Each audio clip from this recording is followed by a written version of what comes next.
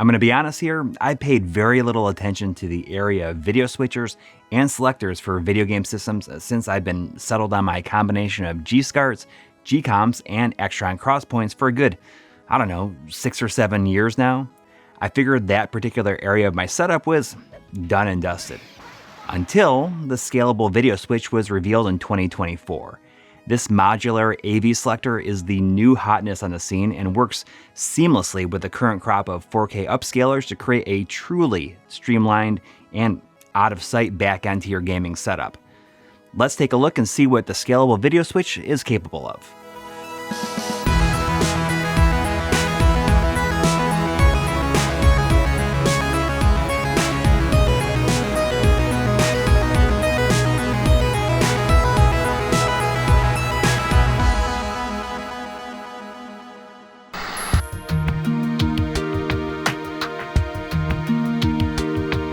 After doing this channel for more than 10 years, we're still amazed by what comes out of the classic gaming community, but hardly surprised by it. The collective of brilliant minds are building things we never even dreamed possible just 5 years ago. Remember when we said that the Nintendo 64 core for the Mister was years off? Yeah. The Scalable Video Switch, or SVS for short, is yet another dream device that might just become the be-all, end-all of analog video switchers for your gaming setup. A big thanks to SVS creator Arthremis for sending us units to test out so that we could make this video. The SVS is a video switcher whose modular nature allows for up to 32 inputs and 6 outputs of your choosing to be linked together into one stack. Is 32 not enough? Alright, well then build another one and link them together.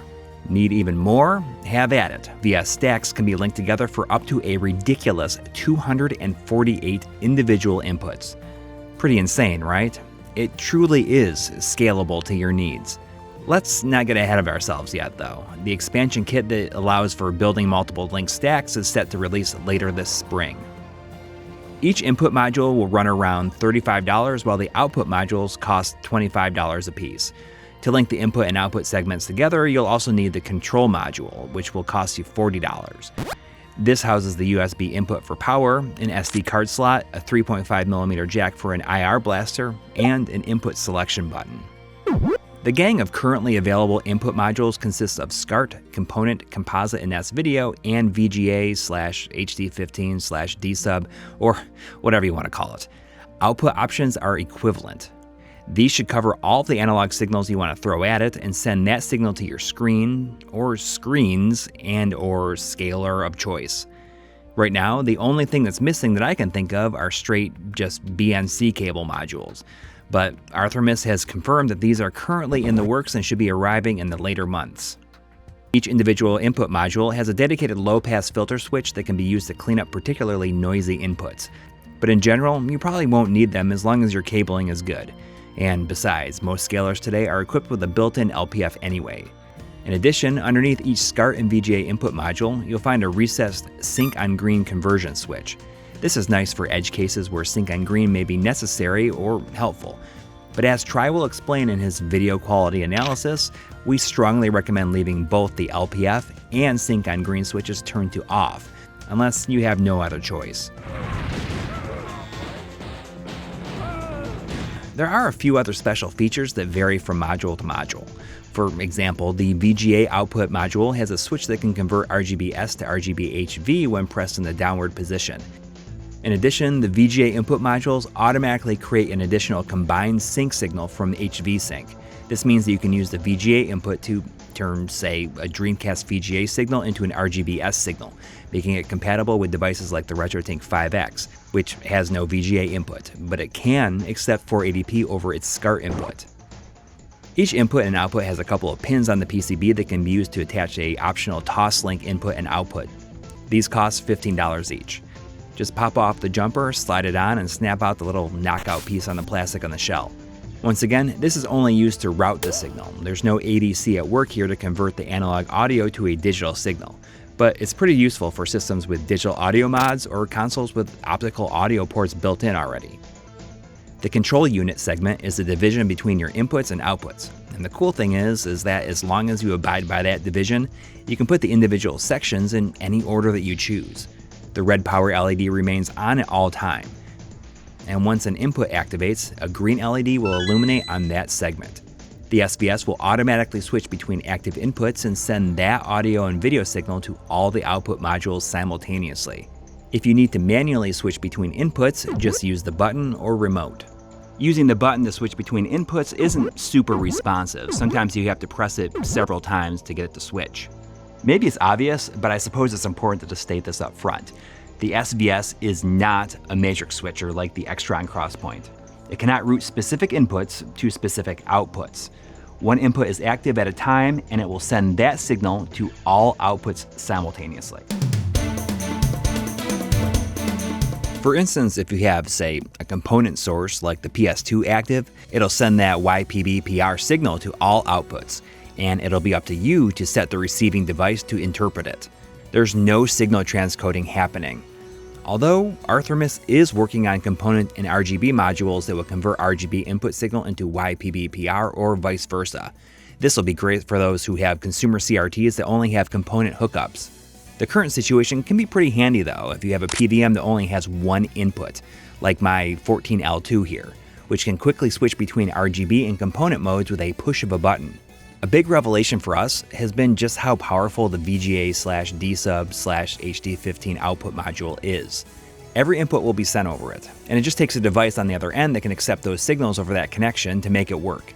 The RetroTINK 4K's VGA input can take Composite, S-Video, YPB-PR, RGB-S, and RGB-HV. You can literally use all signals aside from HDMI over this one port. The OSSC Pro can accept all the same except for Composite and S-Video, and you can use a VGA to BNC breakout cable to send YPB-PR and RGB-S to a PVM. Beyond that, Arthremis has worked with Mike Chi to integrate automatic profile switching per input module on the RetroTINK 4K. This is only possible when using the VGA output module, and the setup is all on the TINK side. Just create a folder within the profile directory on your TINK 4K SD card called SVS, and place the profiles you'd like to auto-load in there. Next, you just need to add S, a number, and an underscore at the beginning of the file name. The number you give each profile should correlate to the input moving away from the control unit.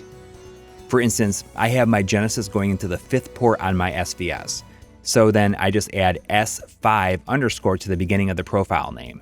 Then put the SD card back into the TINK and power it up.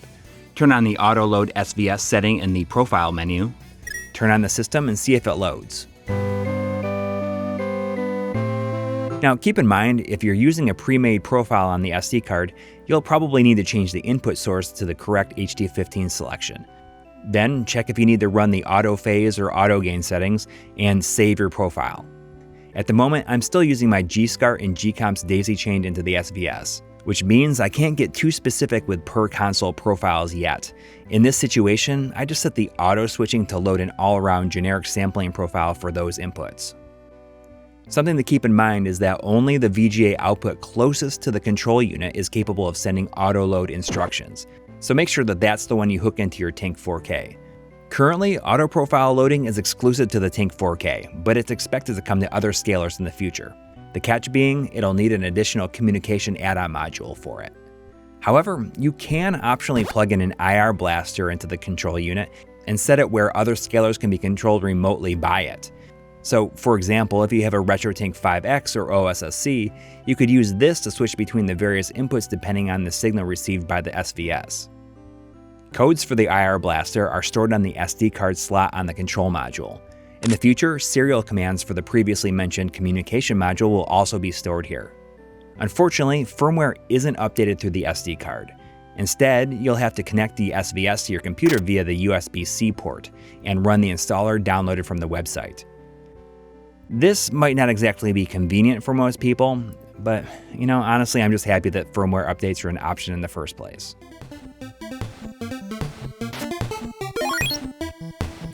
So real quick, some might get the SVS confused with the Infinity Switch that was revealed by Pixel FX a few years back. This is not the same thing, and as of right now, the Infinity Switch has no release date available. Nor do I know if it's currently in active development, as Pixel FX seems to be fully focused on their RetroGem HDMI mods and the Morph video scaler. The big difference between the two seems to be that the Infinity switch was supposed to offer HDMI inputs and outputs, something that the SVS currently does not offer, nor are we even sure if it'll ever be possible. Okay, so now that you know what this thing is capable of, let's quickly look at how easy it is to put one together, and then I'll throw it over to Try so he can hit you with all sorts of video quality tests so we can see if the output is good enough for us to use permanently going forward.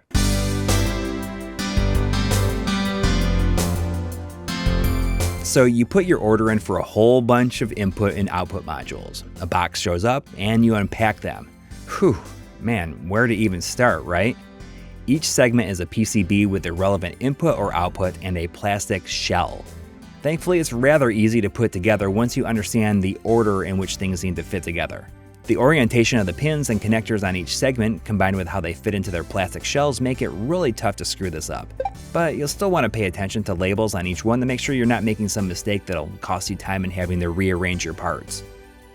Oh, before you get too far into putting your SVS together, make sure you put the toslink in and out ports on their desired modules. I'm not sure if this is a quirk with pre-release units that'll be better on future shells, but I had to file down the plastic just a teeny little bit to get the toslink part to fit in there snugly. The screw posts are used to both guide and help hold the thing together. As you figure out the order of everything, you'll quickly get in a groove and the whole thing will piece together without issue. Once it's totally constructed, attach the end caps and you're good to go. I was truly surprised at just how solid it feels. It's not like jiggly or anything. I will advise though, to not swing it around like it's a sword or anything. Lastly, a common problem that I've run into with my SCART is that over time, those darn cables just work their way out of the port on their own. I have no idea how they do it. Maybe it's just the weight of the angled cable or something, but it drives me crazy. A while back, Kaitor Industries created the SCART lock, a 3D printed piece with some screws to hold a SCART cable in the RetroTINK 4K. Clearly seeing that this would be a benefit to the SVS, Arthurmus has designed the SCART module to work with the SCART lock. This is a brilliant idea, and I'll be ordering a bunch more of these so I can use them with the SVS, and not have to worry about whether or not SCART cables are securely fastened or not. So initially, I wasn't exactly thrilled by the idea of uprooting several cables and components in my current gaming setup to work the SVS in there. Things were functioning just fine, thank you very much. Eventually, I decided to just rip the band-aid off and go for it. By the end of the first day, I pulled out this from my setup. And a couple of days later, I pulled all of this out. Surely I am an outlier here. You know, not all people have all these consoles or PVMs or scalers all hooked up at once. But when you get into it and think about just what the SVS can do for your setup, you might be surprised just how much you're able to rip out and optimize.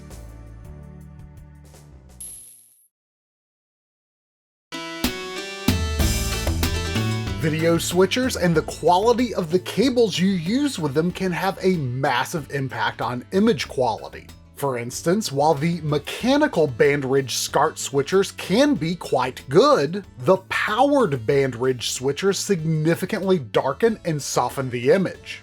Back in 2017, one of my two SCART switchers was a model that incorporated a rather redundant forced low-pass filter, causing minor image softening. But I'd forgotten all about it while capturing these 480p clips for our blowout PlayStation 2 episode. The point I was trying to make was that component and RGB are pretty much equivalent and you should just choose whichever is easier for you. But I instead gave many people the false impression that PS2's component video is sharper than RGB. To avoid making such a mistake again, I soon traded that SCART for a newer model that did not have the low-pass filter, and everything's been gravy ever since. So while the concept behind the scalable video switch is frickin' cool as heck, I've frankly been dreading it because I knew I'd never be at peace with it unless I put in some serious work to verify that it won't compromise the integrity of my game captures. I'm going to be using the good old reliable open source scan converter for many of these tests because when disabling the OSSC's low pass filter while using its generic 4:3 sampling mode, I feel that the result is as trustworthy a representation of the raw analog signal as you can get, warts and all. Despite my tale of woe regarding the low-pass filter in the older G-SCART I had, low-pass filters, LPFs, are good and necessary. During normal use, you need an LPF somewhere in the chain to mask things in the analog signal that we don't want to see. However, since your scaler should be capable of applying low-pass filters of varying strengths, and in some cases your cables may even have a low-pass filter built in, the little LPF switches that are on every single SVS input module should generally be turned off. That's the downward position. While the OSSC's automatic LPF mode for 240p signals is 9 MHz, I've manually set a 16 MHz LPF on the OSSC in the second frame here, which is appropriate for a clean signal like this. In the third and fourth frames, the SVS's LPF is a bit heavy-handed, causing ringing artifacts, that's the bright lines along edges of contrast. If you like to use optimized sampling to create really sharply defined pixels, as I'm doing with the RetroTINK 4K here, then the rougher LPF from the SVS will definitely cause issues, with adjacent pixels influencing the color of the next pixel. But even though my Sega Genesis here has no mods for cleaning up the RGB output or anything like that, you can see from the cleanly sampled version of this scene that the SVS is looking extremely promising thus far, as long as you keep its LPF switches disabled. For further SCART tests, I'm going to use my RGB modded SNES Junior since its sharp and clean output sets a solid baseline for observing whether the SVS introduces any flaws. Power quality does matter in the analog realm, but since the SVS takes power over USB-C, most people will probably just use something that they already have. Even though the low-pass filters are disabled, the noise is probably hard to see on YouTube, so I've now activated a video effect that distorts the contrast just so we can see the flaws more easily. However, by turning the low-pass filter back on the scaler, the analog noise becomes nearly invisible. So avoiding using TV USB ports is probably advisable, but otherwise you probably don't need to overthink the power situation as long as the SVS gets the required minimum of 1.5 amps. Alright, so this is it. The test that matters the most to me. A direct connection versus my newest G-SCART versus the Scalable Video Switch. Low-pass filters off so that we can actually see the noise, and, well, the most important point is that sharpness is perceptibly identical between all three. After fiddling with the contrast so that we can actually see the noise, it somehow looks like the SVS is the least noisy here, even above a direct connection. However, I wouldn't be so quick to assume this is some kind of secret SVS sauce. Here's my result on a retest, and well, it's not exactly all the same, is it? Which is to say, power fluctuations beyond my control could cause variance between tests when looking at the signal this closely. So generally, the noise levels are in the same range. And once the low-pass filter on your scaler is in effect, then the noise in all three setups largely vanishes. There is a small dip in brightness on both switchers, which is barely noticeable on the G-SCART and just noticeable on the SVS, but only due to seeing them side by side. If you're using the RetroTINK 4K, you should be using its auto brightness feature on a screen with white pixels to set optimal video levels for each console input individually anyway. And with that, the result between switchers becomes functionally equivalent. So all this is a huge relief to me. I was actually really nervous for a bit because my first test showed a slight shift in hue towards magenta on the SVS. I eventually figured out that this was because when I constructed my SVS, I was confused by the instructions for which switch position turns sync on green conversion on or off. So to ensure the most accurate colors with RGB sources, make sure that these switches point toward the nearest edge if you don't need sync on green. When it comes to SCART, I've always had the best experience by far with retro access cables. Going from the SVS to the OSSC SCART input with all low-pass filters disabled, the first two frames we're looking at here use Retro Access's beefiest coaxial SCART cable, followed by the less bulky FortraFlex option, both of which are essentially as noise-free as analog video can be. The SCART by Cable Direct that you can readily buy on Amazon is significantly noisier. The cable's external heft is definitely not backed up by the results. And lastly, some random SCART that came from who knows where is also noisy and gives us muddier colors to boot. It's no secret that Rachel, who runs Retro Access, has gone through some difficult times of late. And since all cables are hand-assembled at lengths of your choosing, her backlog can at times take a week or two or three to work through. But she is still in business, and I still order all of my SCART cables from her, and the result has always been worth the wait for me. They're still built with the best cable stock of anything I've ever tested. The coaxial cabling is a must in my opinion for longer runs, while the FortraFlex cabling is also superbly shielded for more typical runs. If you're looking to save money on your SVS build, then daisy chaining other switchers you already own to the SVS makes a lot of sense. You will lose some brightness by extending the run in this way, but the impact can be minimized with better cables. The OSSC LPF is on, so noise is mostly, but not entirely, smoothed over. Colors do get a touch murkier with the lower quality cables, and the cable of unknown origin even loses just a touch of sharpness. For composite video, we're going to run it into the RetroTINK 4K, and well, the differences between a direct connection and via the SVS are blessedly straightforward. Basically no differences, save for just a tick of brightness. To get the most out of composite video, you'd probably want to mess with the 3D comb filter settings and add scan lines and CRT mask effects, or play it on an actual CRT.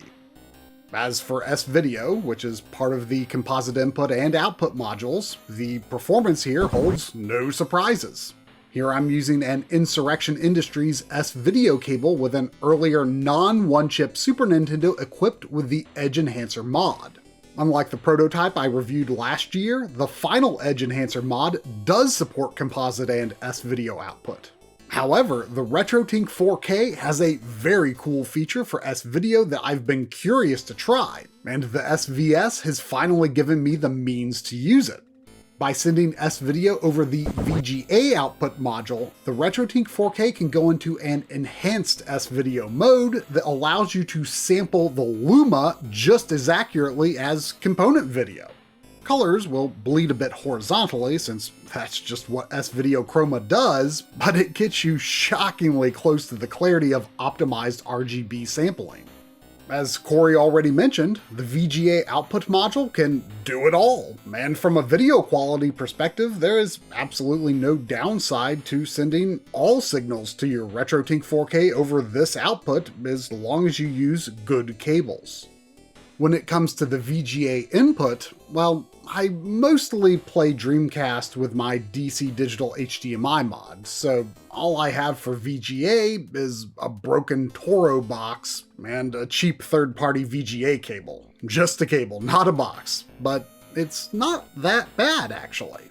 Even though the original OSSC cannot apply a low-pass filter to inputs over its VGA port, it's extremely hard to see any noise with this cable, whether connected directly or routed through the SVS. It's not the sharpest cable to begin with, to be sure, and I can't quite dial in bang-on perfect optimized sampling on the RetroTINK 4K with it, though I imagine you could with a better VGA setup. a VGA input module design oversight that affects colors in certain edge case scenarios, including with the official Sega VGA box, has been discovered, which will be resolved with the next available batch. And Artemis says that the initial VGA input modules will be replaced for affected customers. This fix should also make things like the retro access RGBS D-sub cables for various consoles a viable connection option. Here's what the SNES D-sub cable looks like through an Extron VGA switcher, and I'd expect similar results with the revised SVS VGA input module. For connecting from the component output module, the HD Retrovision male-to-male cables are the only ones I fully trust after bad experiences with others. While this applies to SCART and VGA as well, a point that is especially important for component input is that a very slight low-pass filter naturally accumulates as all signals go through the integrated circuits on each module. The higher the resolution, the closer it needs to be to the top of the input stack to avoid noticeable issues. So, for instance, if you're rocking component cables with your PS3, you'll get a noticeably sharper 1080p picture with an early input compared to an input further down the line. 720p also starts to get noticeably soft by input 10. Even when using optimized sampling, this softening of the underlying signal impacts the ability to get accurately sampled lines. While Artemis posits that 480p shouldn't become problematic until around the 16th input, this is an incremental accumulation. So even though our review kits only have 10 inputs, I can nonetheless just barely observe that 480p over component is not quite as sharp through input 10 as it is through input 1 when using generic sampling. However, if we move over to optimized sampling on the RetroTINK 4K, then what minor differences may have existed between 480p component video at input 1 versus input 10 pretty much vanish. Artemis says that sharpness loss should not be a problem for 240p or 480i sources up to the maximum inputs of 32 that the SVS supports. Up to the point that we can test at least, input 1 to input 10, there is indeed no detectable sharpness loss for 15 kHz signals. Hopefully my extreme paranoia over analog signal quality has led to something resembling useful information for you too. I was truly undecided as to whether I would end up integrating the SVS into my switching setup. But now, especially after realizing the value in the VGA output module and how well it carries every signal into the RetroTINK 4K, we've already bought extra VGA output modules for ourselves to connect to the OSSC Pro and our PVMs as well. So yeah, we're now excited about the SVS and its future potential. Put inputs that may use 480p and HD resolutions near the control module and use good quality cables, you should not have any quality concerns. Thank goodness. So that's the Scalable Video Switch. Although we were both hesitant to change things up in our own setups, we quickly realized just how good and useful the SVS can be. The development roadmap is littered with tons of exciting advancements like the previously mentioned BNC in and out modules and RGB to component converter modules. But you know what? The real question here is, have you already solved the switcher situation in your own setup? If not, then the SVS might just be the perfect option for you. When it comes down to it, the current kings of the switcher scene, the G-SCART and G-Comp, run about $295 a piece with 2 outputs and 8 inputs. If you wanted to build an equivalent SVS, then it will cost you around $110 more in total. But that's the true beauty of modular design. Just buy what you need now and add to it over time. So whether or not you have a ton of consoles you want to hook up at once, or just use the automatic profile switching with the RetroTINK 4K, the SVS is an expertly crafted device that is among the best of its kind. You might be shocked just how thoroughly you're able to streamline and optimize your gaming setup. Or who knows, you might even find it expanding in unexpected ways.